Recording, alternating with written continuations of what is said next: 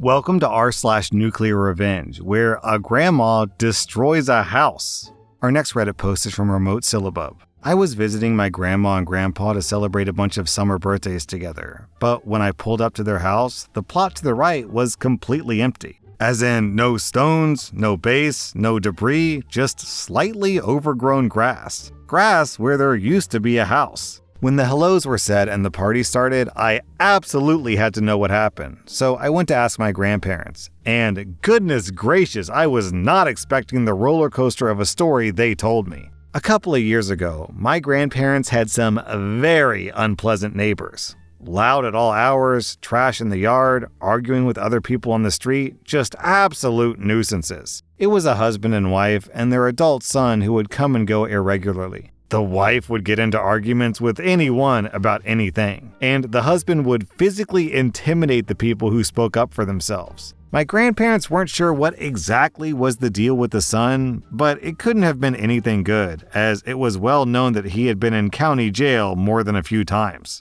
The house apparently reflected the tenants, as it looked awful. It was sagging and dilapidated, loose beams and peeling paint. But nothing was ever done about it due to the guy who rented out the place being a slumlord. We'll get to him later. It all came to a breaking point one night when my grandparents returned home to find their back door smashed in and some of my grandpa's guitars missing. Now, Grandpa loves his music, and he's been singing and playing his whole life. So it's safe to say that those guitars are not only very memorable to him, but damned expensive too. They, of course, went to the police, and after some digging, they found that the guitars had been sold at a pawn shop or someplace by the son. They couldn't get the guitars back, unfortunately, but I believe my grandparents were fairly compensated since the guitars were insured. Given how expensive the guitars were, the theft was absolutely a felony, and the son, once again, ended up in jail. After that, the neighbors would harass my grandparents through the fence or on their porch, meaning it was difficult for them to even sit outside.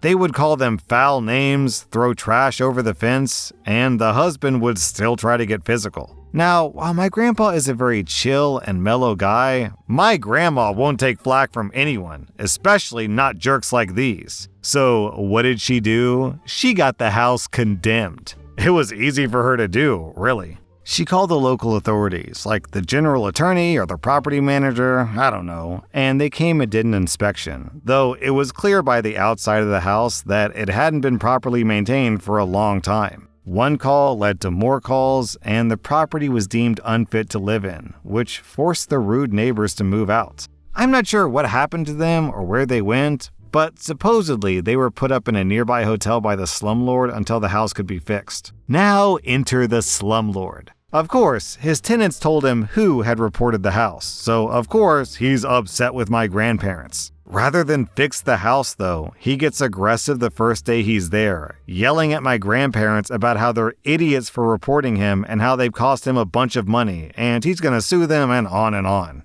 It gets to the point where the across-the-street neighbors called the local police to come defuse the situation, which they do. A few weeks pass, and my grandma hasn't seen the slumlord or anyone around to fix the house. Not being one to let things go easily, Grandma starts making frequent calls to a bunch of services, reporting the house and its lack of progress. Each time, the slumlord's truck would appear for a day, and then leave without changing a thing.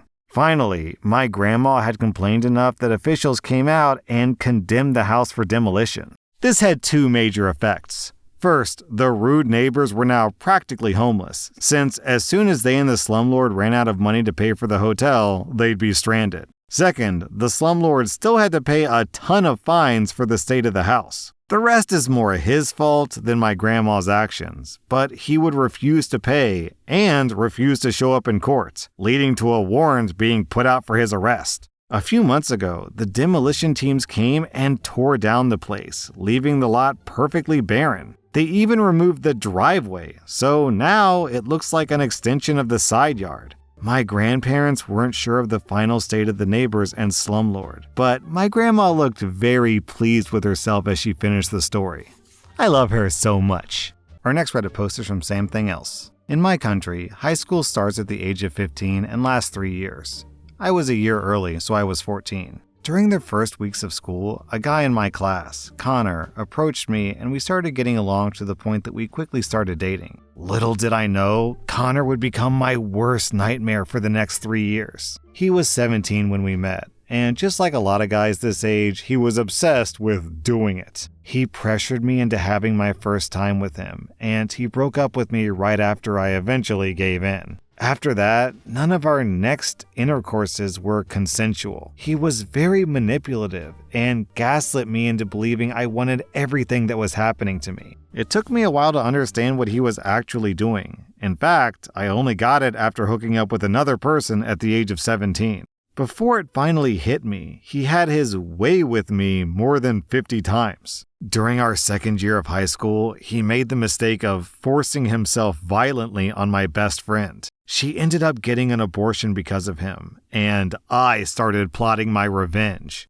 Originally, it was supposed to avenge her, but it ended up working for me as well. I noticed that not only he would only approach the first years, even if he was 20 when I graduated, but he would also target the youngest girls among them too. He kept telling me how much more attractive I was at 14 than 17. So, knowing that it was pointless to tell the police because in my country only 0.4% of all complaints of R-word where victims are less than 15 end up in a sentence, I ruined his reputation instead. I told every single one of his acquaintances that he was an R-wordist. And to protect my best friend, I told everyone I was the one that he had violated, which wasn't really a lie. The rumor spread like wildfire, and after a few days, even the teachers were looking at him with disgust. He was isolated, and the only reason why he wasn't bullied was because he was like 6'3". I could have stopped there, but I didn't. When we were in our third year, I knew exactly which universities he applied for. By snooping in Connor's bag, I found his application numbers. So using those, I contacted every single university he applied for and explained the situation, providing screenshots of his conversation with my best friend where he was threatening her with a defamation case if she attempted to press charges against him. All of them thanked me, and he ended up not being able to get into any university. He had to repeat his third year because of that, in an establishment where everyone knew what he had done, and all the first years would know that they had to avoid him at all costs. The next year, since I wasn't there to foil his applications, Connor was accepted into a university that I hadn't contacted the previous year. Unfortunately for him, I ended up learning which university he was going into and repeated the same process. There were former students of our high school in the university he was going to who spoke up to the university's mental health center about the inappropriate behavior he had with them and told them what kind of rumors there were against him. Since I'd provided proof that the rumors were true, Connor was permanently expelled for the safety of the female students attending that university. So now he doesn't have a degree and nowhere else to go study, with no social life. His situation couldn't get worse, could it? Well, yes, I made it worse. Connor tried to move to another region where no one would know him and gain a diploma to work with kids. However, Connor is a phone addict and couldn't help but share on social media that he had gained his diploma and started working as an educator for troubled kids and preteens. Little did he know, I had created an account pretending to be one of his only remaining high school acquaintances, who I knew was chronically offline. With a bit of searching, I ended up finding his workplace and started the same process all over again. I also added a message he had left on my voicemail where he was panting while telling me how hot I was at the age of 14 and how he would have loved to go back in time just to do me again. Needless to say, they got rid of him really quickly, fearing for the safety of the kids. I was planning on continuing to report him to all the places he was planning to work at, but his previous workplace took care of that for me. I don't know how, but according to Connor's social media, they managed to get him blacklisted on a national level, technically invalidating his diploma.